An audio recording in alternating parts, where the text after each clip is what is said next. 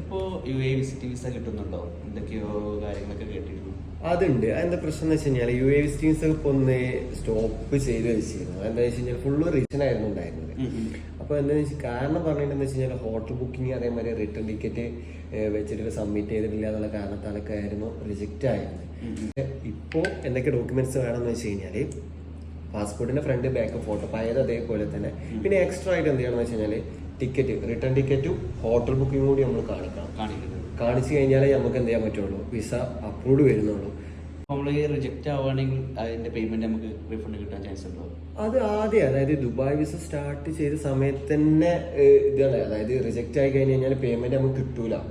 പക്ഷെ എന്താ വെച്ച് കഴിഞ്ഞാൽ ആളുകളോട് അത് ആദ്യം പറയില്ല. കാരണം എന്താ വെച്ച് കഴിഞ്ഞാൽ അത് റിജക്ഷൻ ഒക്കെ എന്ന് പറഞ്ഞു കഴിഞ്ഞാൽ 1000 കേസിൽ ഒന്നൊക്കെ അതൊക്കെ എപ്പോഴെങ്കിലും ബാനായ ആളുകളോ അല്ലെങ്കിൽ എപ്പോഴെങ്കിലൊക്കെ വരാറുള്ളൂ, റിജക്ഷൻ വരാറുള്ളൂ. പക്ഷെ ഇപ്പൊ എന്ന് പറഞ്ഞാൽ ഈ ഒരു കാരണത്താലൊക്കെ റിജക്ഷൻ വരുന്നോണ്ടാണ് കൂടുതലായിട്ട് എല്ലാവരോടും പറയേണ്ട ഒരു ആവശ്യം വന്നത്. റിജക്റ്റ് ആയി കഴിഞ്ഞ് കഴിഞ്ഞാൽ പേയ്മെന്റ് പോകുന്നുള്ള രീതിയിൽ പറയേണ്ട ആവശ്യം വന്നത് ഈ ഒരു കാരണത്താലാണ്.